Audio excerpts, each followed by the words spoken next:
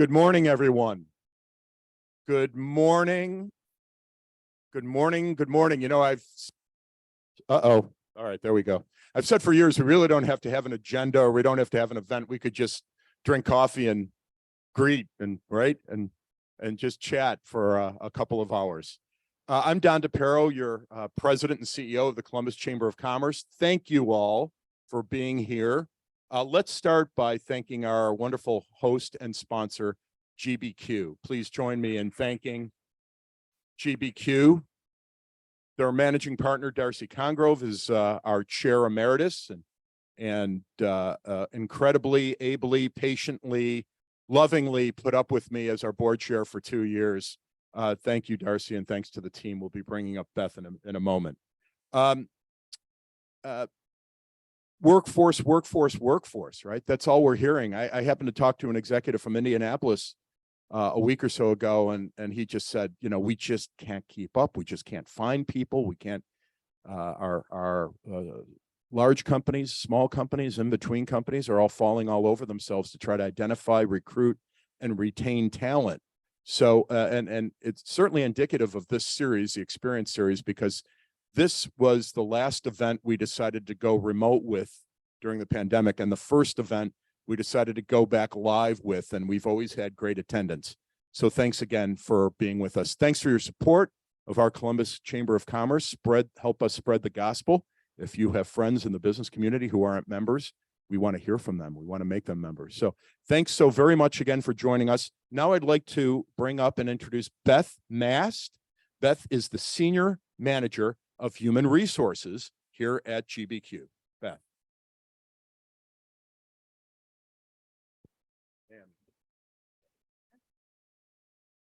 Thank you, Don. Good morning, everyone. It's a pleasure to be here with you all as presenting sponsor for the Experience series.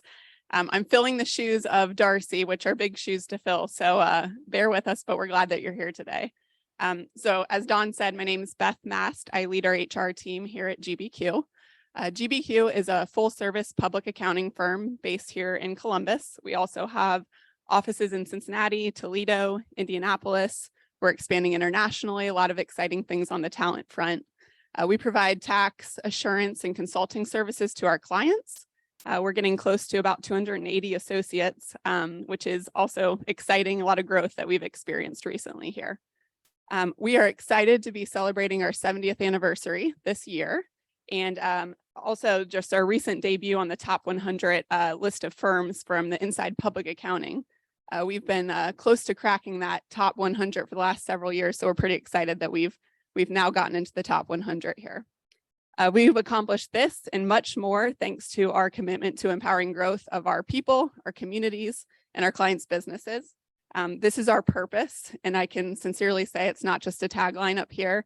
It's one of the reasons that I joined GBQ and why I've been here for the past 13 years is that we sincerely live that here at GBQ. So we know that numbers and accounting are important, but this is, truly why we exist at GBQ, is empowering growth. So we're excited that you're all here with us. So today we'll hear from thought leaders on how your company can unlock the full potential of your talent and acquisition team by harnessing the power of data and analytics. So I'd now like to introduce Kelly Fuller, Vice President of Talent and Workforce Development for the Columbus Chamber of Commerce, to begin our program. Well, good morning, everyone, and thank you again for being here. It's so great to see all of you. This is really a topic that we haven't really done a deep dive on in these Experience series over the last few years. We've talked about a lot of other issues and, potential talent pipelines, but really digging into the data and the trends and how we make decisions about who, when, and how to hire, and how to, identify when to upskill and when to bring people to another level using that data. So that's not my area of expertise. So I'm so fortunate to have a wonderful panel joining me today to share more about what they're seeing in this space of really looking at what are the trends, what's happening out there, and what can you as a business owner, business leader do about it. We often, as you know, think about our chamber members, not just as the large companies that we're so blessed to have in our membership, but also thinking through the lens of that small to mid-sized business leader. So we'll be talking a little bit about that specifically as well. So if I can have the panel join me now, it'd be great.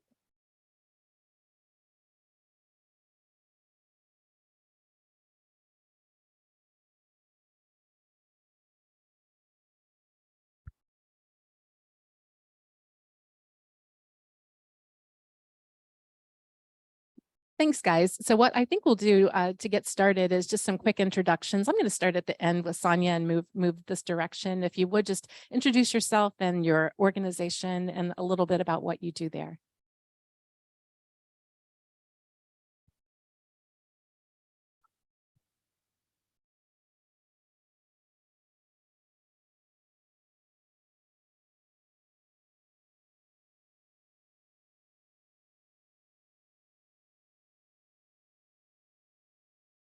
Good morning, everybody. Josh Demidovich with HireRQ, managing partner. We focus on analytics around the hiring process, specifically around the interview process, and we service mid-market to large enterprises. Hi, I'm Amy Hood. I'm with Kano and Associates. We're a small consulting firm. And my focus through the course of my career has been all about recruiting and talent acquisition. And recently, I'm more focused on employee engagement, keeping the employees you already have for small to medium-sized businesses. Hi, my name's Tanya Stark. Can you hear me? Okay, so my name's Tanya Stark and I'm with MRA, and we are a one-stop shop for any kind of human resource assistance companies need. We serve small to medium organizations, and we have 24/7 hotline. Anytime you have any question, feel free to call us up. It could be 2 a.m. because, we have some of our members that do have, 24/7 workforce. So we're always there. And my focus is affirmative action. So if any of you are federal contractors, you know what I'm talking about. Just, there's a lot of requirements around your data and your affirmative action that you've got to report on and certify every year. So that's what I do. Well, let's get started with just some basics, and I'll throw this out to any and all of you that want to chime in here. When you're looking at data and gathering and analyzing that, like what actually are you measuring? I measure everything. That's why I tell everybody measure everything, because if you're taking action, if you're spending money, if you're if you're using time, you need to make sure it's not a waste.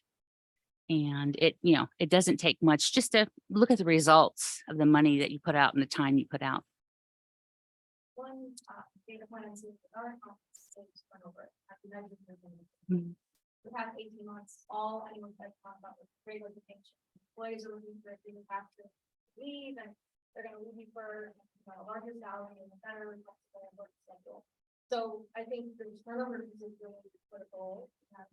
We've been guiding our clients to not only look at the turnover and see, benchmark against previous years and maybe the industry, if we think that's so it's not a known standard, but why?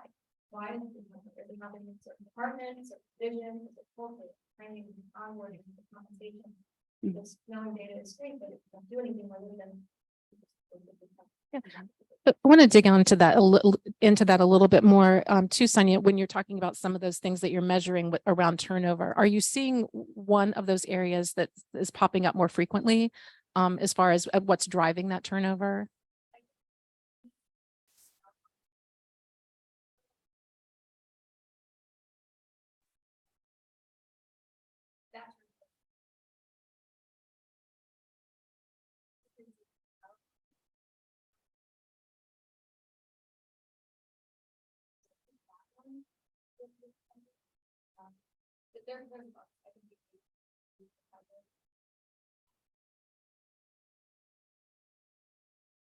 Yeah, I also think that if you think about, where the next generation's coming from, they're all craving career paths.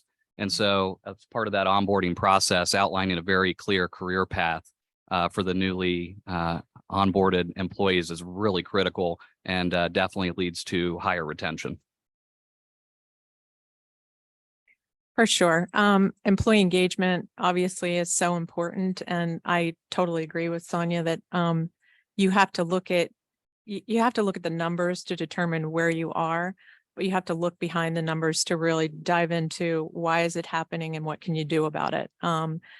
Certainly I dive into quite a bit the reasons people are leaving right now, and none of those really have to do. Some of it is around pay, but a lot of it is kind of the 4 Bs.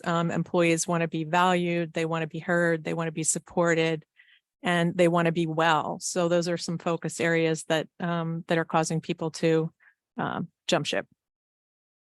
We talked a little bit before today about having favorite metrics. Like, what is your favorite? And this is how geeky out we get over things like this. But what is your favorite metric to measure and when it comes to HR and talent? Well, again, turnover. And, I think that why it's my favorite is because I look at the, past and I kind of try to predict the future. And I think, okay, so what can I do to change the future? So it is geeky. So that's my favorite. One that I like at the development is what you have to go for. Yes. So survey our staff, how like work here to depend, loaded to the factors, to the formula, and scale. It's like rank. So other companies that are looking at, and you can see, how happy are your employees, how likely are they to stay, and there are other people. So I like that one. It's easy to do. You can bring, survey software, survey money, that's how we did it. Do it online, like there's a lot of firms that can help you, and but that's a great one. That's an easy kind of point in time when you can see where your employees are and finish it. Based on that. But I like I like quality of hire because it's such a rich data point. You can really tell based on your organization. Quality means different things based on your industry or your organization. And once you define what quality means to you, you can really dive in. So for your organization, is it the fact that someone comes on board and ramps up quickly and gets great reviews from their manager, or if they're in customer service, if they get great reviews? Once you have that quality metric, then you can go back and look at what was the source of that hire? Where did we find them? Are they a seedling that we grew up from ground zero, or are they an experienced hire? And you can get some really great information. You can also make some financial decisions based on the fact that if your organization can't grow everyone up from ground zero, how you want to spend your money in hiring. Do you want to outsource? Do you want to hire contingent workers? Do you want to, backfill every direct hire with another direct hire? So I think it's really, really great for a lot of reasons. I think my favorite is going down to the hiring manager level and understanding total amount of job openings versus total amount of interviews. And we see a ton of disparity between great hiring managers and hiring managers that probably need some training and remedies. We've seen hiring managers that can interview 3 people and hire 1, and we see hiring managers that interview 100 people and say they can't find anyone. The latter seems somewhat impossible. So diving down deep enough to understand the cost analysis on that as well. But starting at that total number of interviews, total number of open positions. Yeah, just to echo what Josh said, something that works to do is it's really kind of defined where are you losing people, right? So I think everybody who's been on LinkedIn is an easy apply. You just click and apply to the job. So that's creating this huge surplus of unqualified, very unlisted candidates that are just clicking one place, and they don't even know what the job is. So you as a hiring manager are then sitting through 100 applications, and 50 of them are uninterested, right? So seeing where's that funnel and goes down, and we go to the interviews, we can go to phone screens, and where is that drop off happening? Where can we get started? We're seeing that with no shows on interviews, and people scheduling when they've been offered interviews, so we can see what is wrong with kind of read out. It's a great point. Yeah, let's stay in that space for a minute. Let's stay in that hiring and interviewing portion, because I think, in talking to all of you as a group and individually, some of the trends that you're seeing as far as who's getting interviewed, you spoke to that just a bit there, Sonia, but also the time period. What are you seeing in that time period from interview, application to interview to offer? And, what would you like businesses to know, that they may not understand right now that looks different?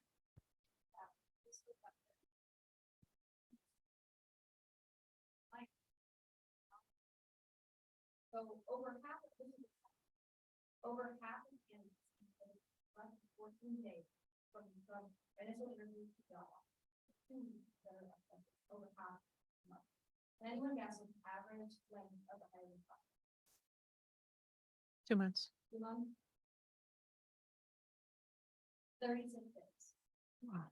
So what does that mean to you? Your candidates are already disappointed that they even if you're pushing the process.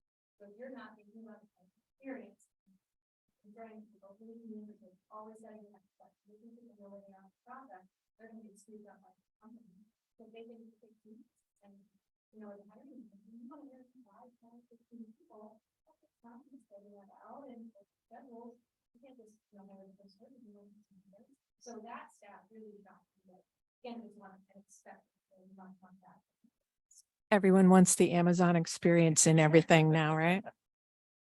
From that engagement piece, Amy, are you seeing some things that are similar, like once someone is onboarded, that from the communication standpoint, like if they're not being communicated with enough, we talked about the importance of that onboarding period and how people can leave in that first 90 days. What are some things that we could measure, or some practices that we could put in place to ensure that we don't lose those people we've just fought so hard to hire? Well, one of the things I mentioned was every candidate now, every new employee, every employee period wants to be heard. And part of being heard is the current workplace. Every employee wants more consistent feedback.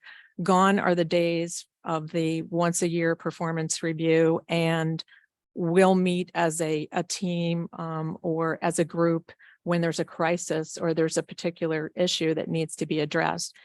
Today's worker wants more consistent feedback. They want real feedback. And it goes both ways. They want communication in the organization about, do I know what the expectations of my job are? Am I being supported by my manager to get my job done? Or even as my manager, a barrier to getting things done? And really communication is key. It's early, often, frequent, and real in terms of what employees want now. And if they don't get it, the organizations are now making the transition from, hey, we'll do an employee survey once a year. We may or may not do something with that data. Now employees are demanding, of course, ask for my feedback, use what I say to make improvements to my day-to-day work life. And we're also seeing a trend in employee-led initiatives for the design of better workflows, more efficiency, to improve the day-to-day work and more satisfaction. So thank you for that. That's very insightful and helpful in that 90-day period too, beyond the communication and engagement being frequent and real, authentic. Are there other things that you're looking for in that first 90 days, or things that you need to put in place to make sure, that person is going to stay? Are there other things that are indicators that hey, maybe this person might be a flight risk? The first 90 days, we always reiterate with them, hey, you're going to be getting these engagement surveys, 30, 60, 90. We really encourage you to respond to those. We assign a buddy. We encourage our members to sign a buddy, and just to, even though, we know managers, their time is brief. And so even though your manager's not there, you've got a buddy, and this buddy's assigned to you. And you can ask them anything. And we often tell our members that anything that, they say to a buddy, it's confidential, because they're just kind of growing and learning people. And so that's one thing that I think is very effective. Yeah.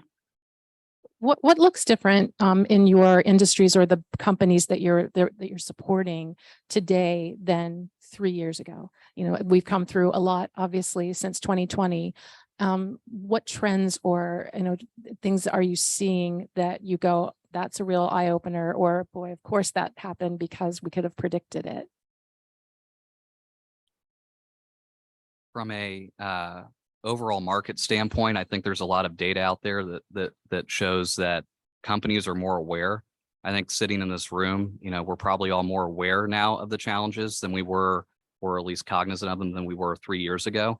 And so I think what we see is the clients we're working with are not only aware, but now they're trying to actually address the challenges. And I think, you know, that's a positive step in the right direction for the industry. I think, again, 3 years ago, everyone thought we could kind of just bowl through it and, hey, we're a company, we're hiring, it's great. But now everyone's really focused on what the challenges are because of the huge gap that we're going to have in the labor market in the next 10 years. I would say over the last few years, back to the topic of Great Resignation, employers were, it was an employee market, they had the power, right? So employers had to market themselves and their employees to the candidates that they wanted. And it became extremely difficult, especially with hybrid. You know, you could live in Westerville and work for Google and make $150,000 to $250,000 and work from home every day. And you know, that cost of living, are going to pay you and how much you live in Ohio. So there was that factor. And then another thing that we were considering was patient experience. So there's changes coming to Columbus. But there's a lot coming to Columbus and March and here about patient transparency and what they're allowed to do in the independent process with people asking them ask anybody about the challenge or what are the benefits. So we're seeing that where you know, there are lots of discussions happening on should we put the salary public in the dollars? What if alternatives? They're in a different band, or they're not up to the market rate, what's going to happen? And that's a real issue for employers because we want the best candidates and we want to put their job wages public. So what does that mean for the rest of the organization? Are they giving enough time and the cost and the price today is like and you haven't even up in a wage, right? So those are the conversations that we're having with our clients, that they're concerned about being public with that, but there's more pressure to now. And obviously, you put the salary thing about applicants, but as I said before, more applicants that are better applicants because time that you're spending with investment. Another topic that comes up a lot with the businesses that I interact with, and probably with you as well, is professional development. And how do I develop, you know, the people that work here? How do I, you know, announce that to the world so that I'm getting applicants because we know that they're looking for opportunities for professional development? What are some of the measurements and data points around training and development and learning? And how do you measure that? Can you measure that effectively? Does someone become more productive after they've gone through a learning or development experience? And how can we prove that? Well, Ken Blanchard has a tool, and some of you have heard it, SL2, situational leadership. And again, you know, what we already said is that it's not just a one-time a year event. It's, you know, depending on the level of your employee, it could be a weekly meeting. If you've got another employee who's more senior, it could be just, you know, once a month sitting down and having a conversation. It's catered to the employee. It's what they need. You give them what they need. And like I said, Ken Blanchard, SL2, it gives companies a way of really measuring their success with individuals. And you know, once you get it in place, you know, it's just seamless. It's beautiful. That's always been a difficult metric. I go back to when I first started, and the first part of my career was in back then training and development, now learning and development. And that was always the challenge. Like, how are you proving the effectiveness of this training? You know, is it really impacting the workforce and the workflow? Also in that area, when you're looking at workforce productivity, you know, what are some of the measures and metrics that you are pulsing yourself or some of the clients that you're working with measuring when it comes to productivity? I'm sure it varies by industry. And, manufacturing is a little bit easier because, you can, if it's pieces or if it's parts completed, that's an easy one. For more of a administrative role, it really is looking at those development plans and, setting those short-term goals and seeing if those are met. And then really looking at them and saying, yes, we weren't fair when we assigned this individual this goal. It's going to, we didn't realize it was going to take more time because of this situation. And it's just a lot of conversations around, what it takes to get anything done, and truly finding out what it takes and then measuring the individuals from that point forward. I think that we're gonna start with numbers. I don't know how we do it, but what we have. So more maybe more the job even for the work. So we really focus on engagement. Are and where their what the baseline is and how they can help the job and the company and the goals and something. So we try to focus on that. But then I think it's also part of that onboarding and you go well down in the process, you sort of it's one or work that you can do what's been done. As for measuring efficiency, I think it's difficult. The one thing is that we were all thinking about this right here is the technology. So maybe not efficient for employees, but as a HR practitioner, are you doing efficient for time? So we spoke about simply maybe you automate some of that and that kind of over in place. But also, are you able to use the information to make a decision about to not waste time? So if you post on your job boards, which job board is giving you that fallback? Spending some time on other posts don't do handshake and be actually that's their goal. So things like that, you can find inefficiency, but if you find it for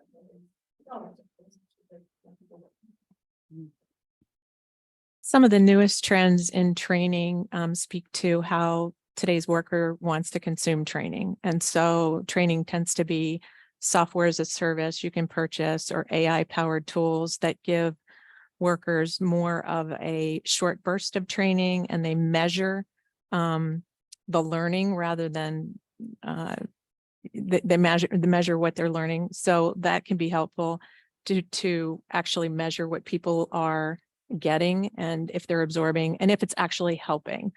Another area is certainly in providing AI powered or conversational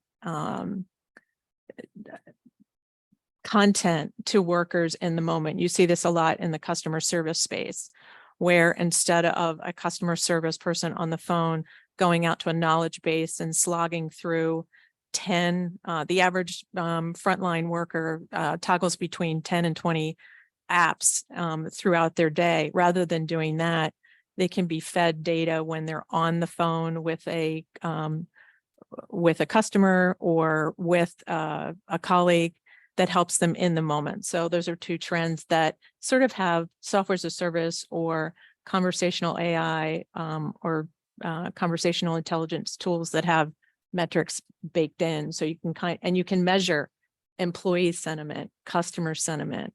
So those are helpful too. I'm also thinking, I mentioned that we at the chamber are blessed with a lot of large companies as members, but we really do have a large percentage that are small to mid-sized businesses. And I think, oftentimes kind of out of a moment of desperation, putting things out on as many different job boards as you can, just to kind of hope and pray that someone hits. And that's not, as you're saying, that's not the most efficient, best way to do that. If you think about a person who maybe isn't fully immersed in HR as all of you are, and they're tasked in their small company to do all these things: hire, onboard, train, retain. What are some of the things, just to get started, that you'd say you need to focus on to become more efficient? What should you be measuring? What should you be gathering in order to make the most of that time? Because you have to learn this really quickly.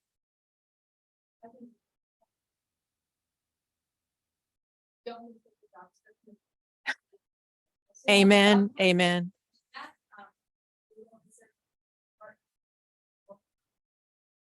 Know that you have to sell yourself. just copy and pasting the summary description is not going to be that. You need to use the job board that you're working on to your advantage. So there's a headline, use the headline. Do you have some numbers? Do you have a new PTO, hybrid? Do you have tuition conversion? Put that in the subject line and the headline of the position board very top, at the attention. If people are on the phone scrolling, they're in line to go to school, jobs, five, stand out. So that would be one of the new hires, world. Don't just copy, don't just start, don't do that. Please, then use the best of it, obviously, but you have to really think about you're selling the position for. So that's an easy one. I think that there's lots of resources online for the candidates, but that's one that is a no-brainer. And then use the job board to do it. You're on Handshake, you're writing policies, know what they're looking for. Possible tuition reimbursement, time off. What is important to that profile that you can try to know that first. Also fish where the fish are. Figure out what audience you're trying to attract. And use, I think the first 2 weeks of an open position being posted or promoted are most critical. That's when you can figure out if you're not getting any candidates, you might say, hey, is there something wrong with the way I've described it? Is it too restrictive? If it is, if you are posting a job description that has a list of 8,000 ideal qualities, do we really need those? What job do we really want someone to do? Are there 3 qualities that we would highlight? And if you're looking for truck drivers, you're not going to be looking on LinkedIn. I just helped a client recently who was struggling with finding truck drivers. And I said, well, where do they live and work? And he said, TikTok. And that really scares me. But guess what? We put an ad out on TikTok. He had three applicants and he hired one. I think it's definitely important to know where the fish are and go into the ponds where they actually are, be flexible. Yeah, that would definitely be it. So here's my shameless plug. Join association like MRA, because when you're a one-person HR department, you need someone to bounce ideas off. And especially, if you're early in your career, you need, more senior people to talk to. And I think that's, one of the greatest resources we have. Also, I'd say is similar to know where the fish are, know the platform you're using and how it's linked to LinkedIn, the post scroll and they fall off. So know how did that happen? Right. You have to sponsor it, or you can just try to do the post so that it's from to the top of the feed. Because it's like you're not going to page 17 for us to do it, or you're not going to page 17 to do it. We're going to look at those videos. So how do you get your post to be fresh? And what is that cadence so that you put it on the calendar? Okay, every 15 days I need to refresh the post so that it jumps the top of the feed. So I get that. Absolutely. So knowing the board that you're on and how it works, and Google, the timing of the algorithm, how that works, but using that to your advantage. If you just post it once, within 2 days, 3 days, 4 days, off the bottom, people, unless they're searching for a job title, they can't find it. They won't see it. I think too is, when's the last time you've, seek to understand your own organization and the processes that are, in place today. Like we get caught up in the weeds a lot. We're putting out fires. We're dealing with this. There's too much on our plate in general. That's across the board for any position, any industry. And so when's the last time you've actually assessed internally, honest assessment, deep dive assessment? I think it's really easy to assimilate data. And so you can look at this data point and then react to it and not find the core root cause because you didn't dive deep enough. And so as you use that data then to create a workforce strategy, and I'll screw up the stat here, so I won't give a percentage, but a high percentage of HR professionals right now don't have a workforce strategy. And that's really dangerous from a next 18 months and beyond. And we talked about this and we've talked about it on the panel. We're going to have a 85 million person shortage in labor and by 2030. And in 18 months, 75% of the workforce will be millennial and Gen Z. So what's the strategy? And that starts with seeking to understand what you're doing today and then trying to adapt to where the market's going. That's a really alarming statistic. I mean, when you think about the shortage that we're already experiencing and then, thinking forward about how much more difficult it's going to be to stand out as an employer of choice. And what should we be thinking about as the demographics shift and the majority of folks in the workforce will be in those two peer groups, millennial and Gen Z? What are some of the things that you are noticing from the trends that are most appealing? I know we've talked about some of them already, but when they're making decisions about where to go, how long to stay with that company, what are you seeing as far as the trends from those peer groups? I think the stigma that next job can do is Absolutely. not important. Toxic or excessive, I don't know. That's not bad. So I think being okay with seeing that like is not just trying to do it, like that. Job offer, I think in this new generation, a lot more of that and disregard those things. So I think being okay and that's just accepted is Yeah, there was a poll that was just done of 200,000 candidates, and 70% of Gen Z said they're going to quit their job this year. So to that point, they're not in that we're staying with the company for 2, 3, 4 years anymore. The average tenure, I think in some industries is already sub 2 years, which is, not really historically aligned with where we're at, but that's where we're going. And so being able to talk to that generation, understand where they're coming from. I mean, it takes a lot of work, but it's going to be required. It's not really a choice anymore, and it should be embraced. I think that they're really smart. I mean, there's a lot of potential with this generation, and they have their demands and they have their wants, but they also bring a lot to the table if you can harness them. Yeah, I would say this generation and probably I would agree. I think it's not the, I'll pay a salary and you work 4 hours a week and it's good. That's not the model anymore. You have to feel like it matters. You have to feel like it's part of the bigger picture. You have to feel like it comes to align with you and helps you and the person as well.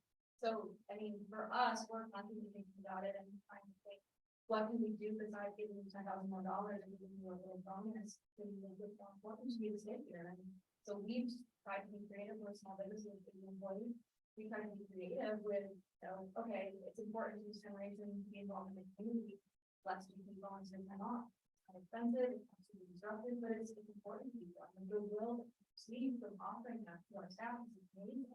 I think we offer 24 hours a year to 3 businesses. They can go volunteer and we're flexible. If you want to go volunteer at your kid's school and help with the school play, you can use it for that. If you want to volunteer with your church, you can use it for that. So I think trying to think of bigger, deeper connections is really important. And if I think about and reflect on myself, that's important to me too. So I'm going to give an example. This is what that's going to be. So listening to feedback and really understanding what your newer workforce generations want is so important. That your note about PTO volunteer time is becoming huge, not only for small businesses, but in large organizations like healthcare, paid volunteer time. Certainly another area we're seeing is in flexibility in how your work gets done, whether you're going to be in the office, a flexible schedule, a job share, some sort of flexibility to how, when, where the work gets done for sure. Definitely a huge trend. I will tell you that your notion about meaning in your work and the new generations wanting something different. Indeed, and Glassdoor, that are now sister companies, they have a huge initiative that was just launched. And it's another metric around. So that's the place that everyone goes first to check out, hey, is this employer a 3.5 or are they a 2? And if they're a 2, I'm not applying. To look at what your current employee experience is like. Their new metrics are their well-being metrics. So they're all about satisfaction, happiness, and the last 2 are really trending with millennials and Gen Z, Gen X. And those are stress and purpose. Does my work have meaning? Does it fit into the organization's, it's okay if it fits into the organization's goals, but does it really work for my life? And does it speak to my values and what I want out of my career and my life? For sure. That validates and helps me understand. Our youngest member in our family is a 21-year-old Gen Z, and her last job interview, when I was coaching her before and after, I said, like, how did everything go? And she said, well, when they introduced the pay to me, she said it was acceptable. Good. But she said, I followed it up with, what is the stress level like? She actually asked the hiring manager that, because she doesn't want a high stress, position. And I thought, that just kind of blew me away. And I'm in this space all the time, in the talent and HR workforce space, but to actually know that, people are asking those questions. And to your point, Amy, even before they ask the question, they're out searching on Glassdoor and Indeed and trying to figure out, are you a 2? Are you a 3.5? Do I even want to spend my time, coming here based on what other folks have said about their experience? So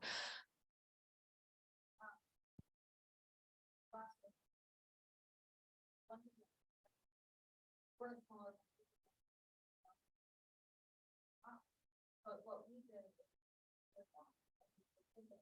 and the feedback that we got is that on a career stage, that the two was one employee talking about like our benefits. So the detail was about, the pay for so we can talk about that.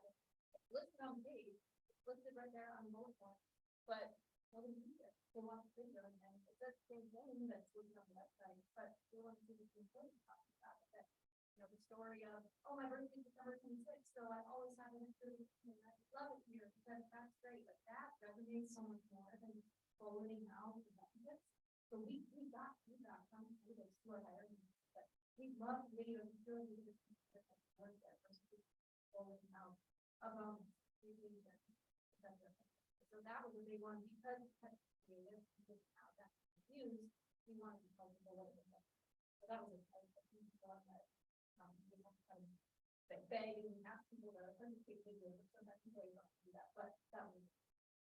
And if you're not on Glassdoor and Indeed, you're a small company or you have a small population of reviews on those two platforms, and you're like, well, everybody who puts a review out there is a disgruntled employee and it makes us look bad and it's not really reflective. And I get that. But today's consumer is a lot smarter. They'll take a look at who's a current employee versus a past employee. If you don't have Glassdoor or Indeed reviews, what they'll do is that, when they see your ad or they get contacted by a recruiter, first thing they're going to look at is any kind of evidence from your current employees of what it's like to work there. So if you don't have Indeed or Glassdoor, they're going to go to your website. They're going to look for a video, something that captures their attention in 8 seconds. They're going to look at the posts of your employees. They're going to look at your website to say, who do we celebrate? Who do we reward? What kind of culture is this? And if they sniff something negative or there's not enough information, you've lost them before they even apply. They end up opting out. They don't even apply and they're gone before you even know they exist. let's talk a little bit about workforce planning. So if I'm the person tasked with hiring and keeping people, how do I develop a relationship, or what should that relationship look like, with those folks on the front line? So when they need to really ramp up for hiring, maybe it's, 5 people, maybe it's 50 people. Like, what are some good ways to ensure that connection happens so that, we can plan accordingly because we understand from the HR space what the business needs to keep moving? So I have an example, a company I worked for. Every April, we would lose a significant number of engineers. And we looked back at history and we determined, every April, what's happening in March and April. Well, we were paying out bonuses. So they were staying around until they got their bonus and then they were leaving. So we had a couple of different situations. We had to find out why they were leaving, and we had to give human resources the resources they needed to ramp up the beginning of the year, if not closer, to the prior year, and get ready to fill those positions as quickly as they could. I think internally, smaller organizations probably don't have a CHRO, right? But the larger organizations that do, first that individual needs to have a seat at the executive team, on the executive team at the table. I always give the analogy, HR needs the same budget as IT. And it starts there, and then they can start having an impact downstream. And so when we think about, what they can provide to, the front line, the hiring managers, et cetera, these individuals that are interviewing, hiring, they have day-to-day responsibilities, productivity requirements that they have to keep up with in their own right for their own role. And so this is plus, right? And so how do we automate to the extent that we can? How do we introduce technology to take things off their plate?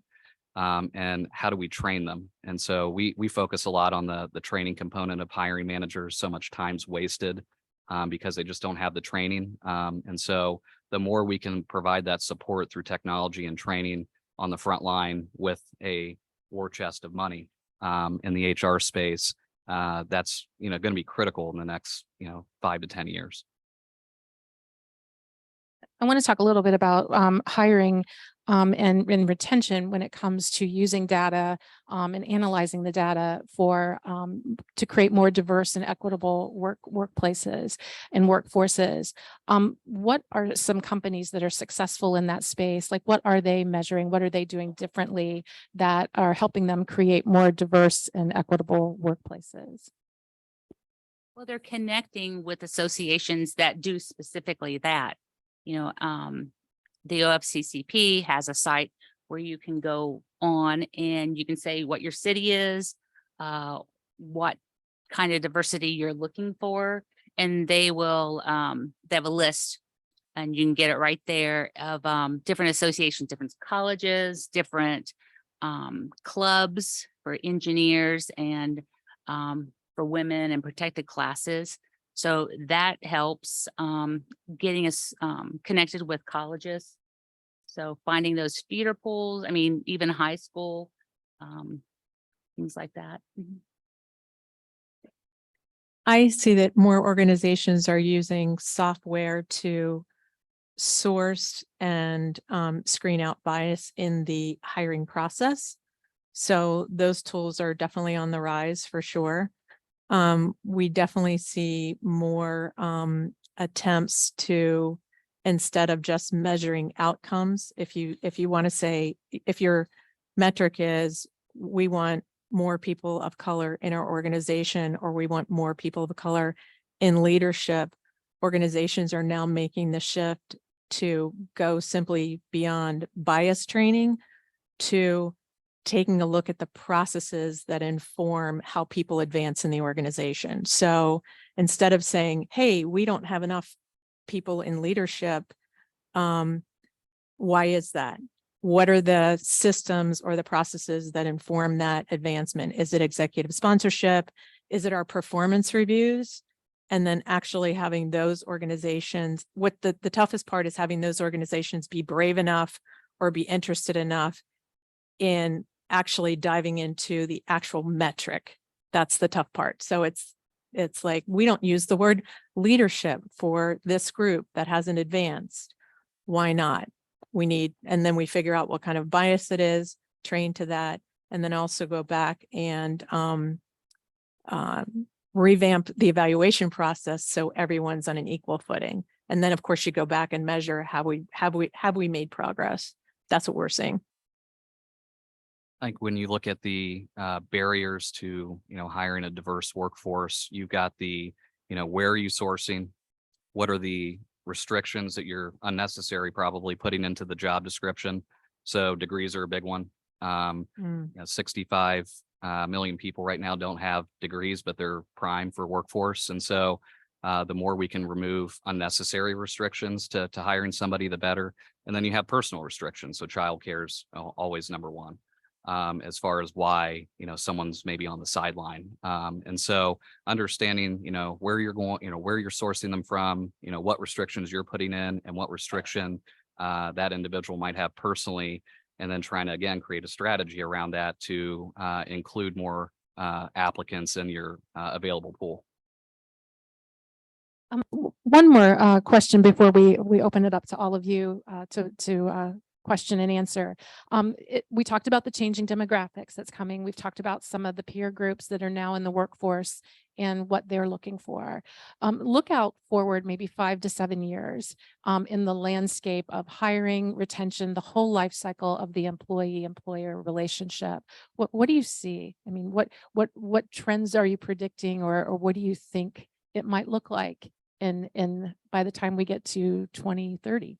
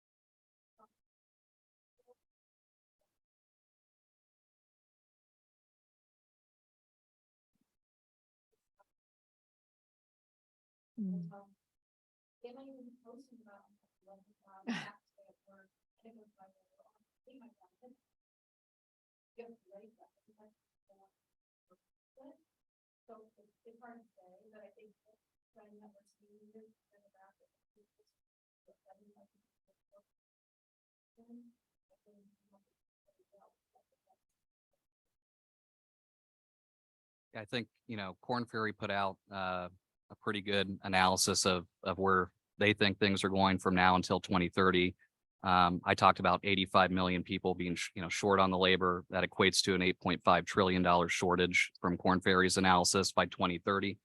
And so, and a main reason and driver of that is our declining birth rate compared to the amount of job openings. So it's really a people problem as much as anything. And then we're also putting some unnecessary barriers in, but there's also an opportunity there because there's if we remove some of the barriers, there's plenty of a workforce there. But I think it's going to be ultra competitive. We're going to be, looking for people that probably don't exist. And so we talk about, automate what you can and repurpose that labor upstream in the organization. Is probably a good strategy to start with.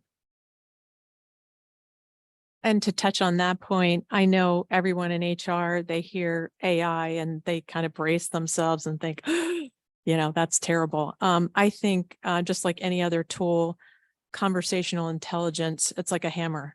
You can use it to build and you can also use it to tear down, and you have to put some borders around it.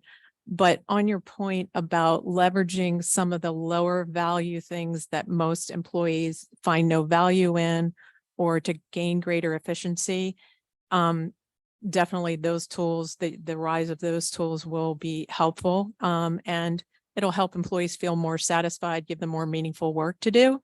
I don't think people are going away, and I think you're both your most valuable asset and your most costly asset. So you have to be careful about how you manage that. Yeah. So I love change. Absolutely love change. And, being in HR the last 30 years, I've seen some bad things and I've seen us move forward in some areas. And I've also seen us do the same thing over and over again. And so for the future, I'm excited. I'm thinking, it's, we're going to learn. And we're going to understand what our employees need. Like 3 years ago, we did engagement surveys. No one followed up on them. Now we know we have to follow up on those engagement surveys, and we have to have surveys more often, and we have to protect our new employees, and make sure they're acclimated. And I think we're becoming kinder, and I think that's a wonderful thing. I agree. What questions do you have for anyone on the panel? Oh, back here.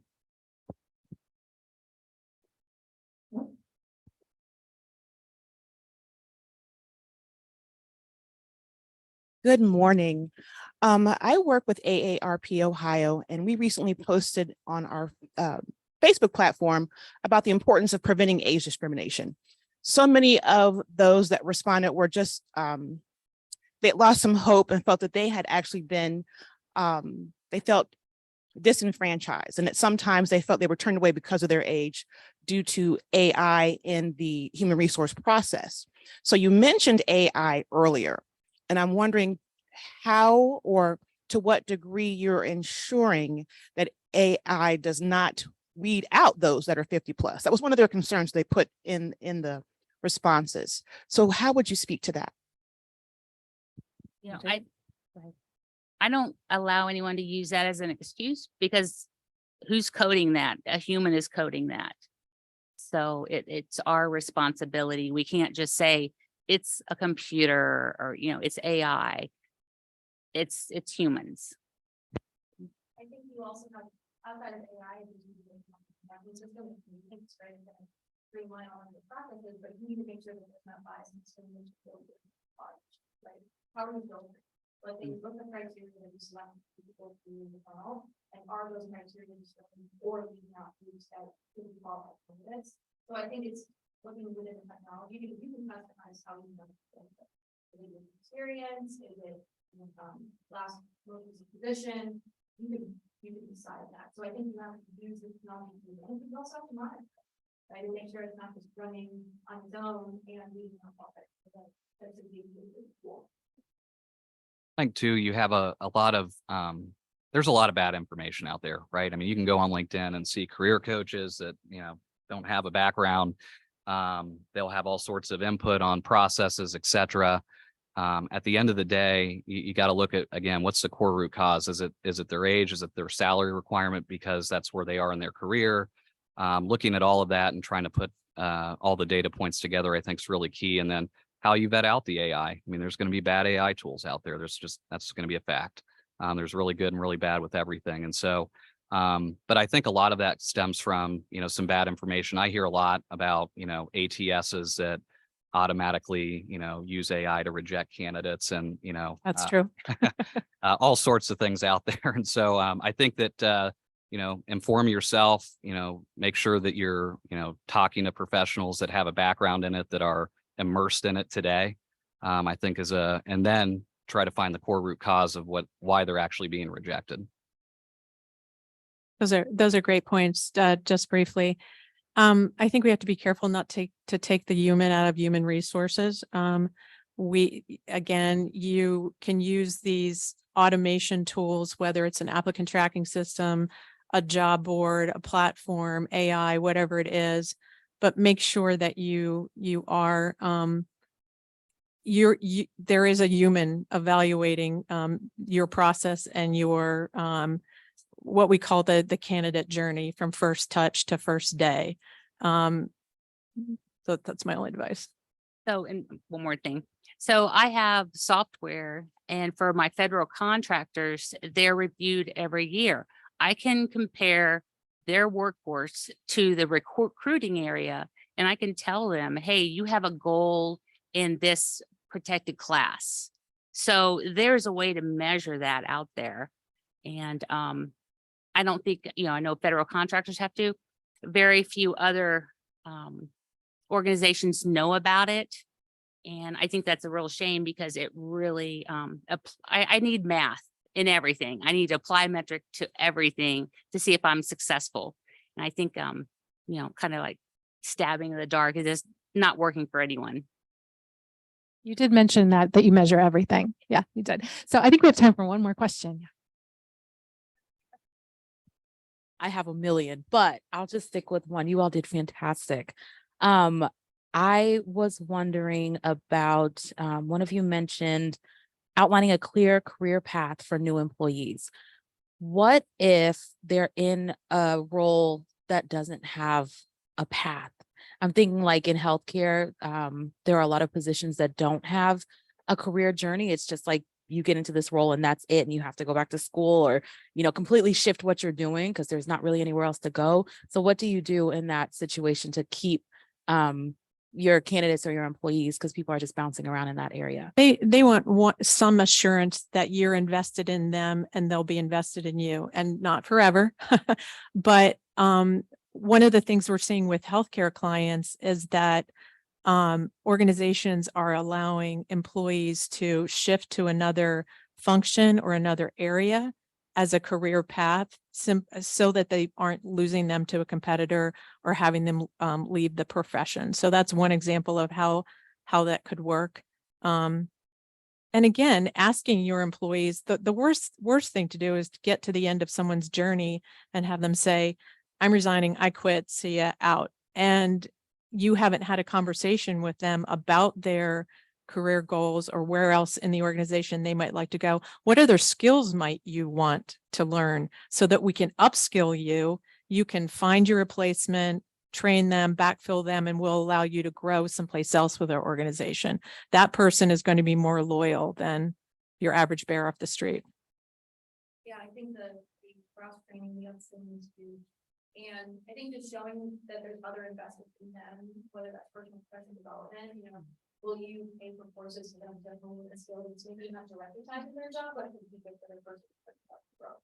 Will you pay for a course on management or communication, whatever skills are important, maybe not tied directly to the healthcare role, but that could help them invest in their career so that they stay with you longer, maybe not forever, but you're helping build their career toolbox. So I think offering those kinds of things and then showing them other, I think the point that you mentioned about other organizations or other roles within the organization that could be an opportunity. I think too, when you look at, there's the internal career path and the personal career path, and as genuine as you can be about just helping them as a person, and whether that means they stay with your organization or they don't, is kind of irrelevant at this stage. You can't control people. I think we've all realized that at this stage. Amazon does a good job of it. They, you see the commercials all the time. They invest in, somebody that's doing X position to go, into a completely different career. Not all organizations have the, money or resources to do that, but there are little things that you can do at different scales. But I think genuineness and a genuine empathetic viewpoint and being realistic with them to say, hey, we know you might not be here in 2 years, and that's okay with us, but we're still going to invest in you in this way. I think that's the crux of your question as far as how do you attract people in, being genuine and saying, hey, we understand the world and we still care. That'll attract people. Well, before we say goodbye and thank the panel, I want to welcome Charlotte Joseph from Local IQ up. There she is.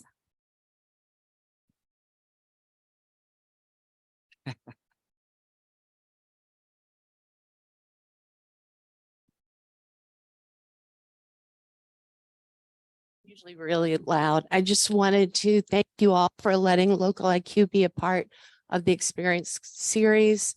Obviously, we delve into data for all kinds of different reasons, but one of the big ones that is a lot of fun for me to work on has to do with recruitment, because classified ads are dumb. The only reason to ever buy a classified ad in the newspaper is to get the accompanying job board. But TikTok is a huge draw when people are, it sounds crazy. And the first couple of times I talked to somebody about it, I know that I sounded like, okay, I don't know if this is going to work, but we have great data from, of all places, Detroit, Michigan, and they use TikTok to recruit young police officers in their very specific, very directed demographics. And it was really successful. So I am a TikTok recruitment convert now. And part of what you're talking about really hit with me, being the mother of a 20-something. A 20-something friend of hers was at our house and he has a data job in Columbus. He has never worked in the office. They are 2019 college grads. He was in his office in Columbus for like 6 weeks. He works entirely on his own. I ask how that works because I've always worked in an office. And these young people explained to me that they don't keep their corporate email on their phone. They don't take meetings after the end of their workday. They've created their career and their space in the job market. And you could have knocked me over with a feather because my boss checks me at midnight, I answer.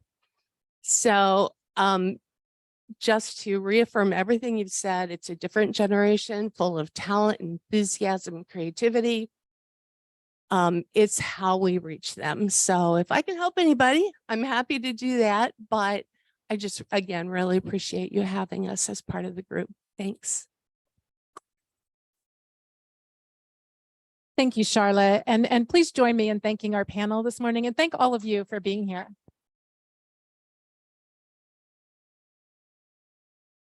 Make sure that you join us in the future at other chamber events. And if we can be of any help and resource to you, please reach out to me and or any of our team. Our member resource specialists are here also today to help answer any questions. Thank you, everybody. Have a great day.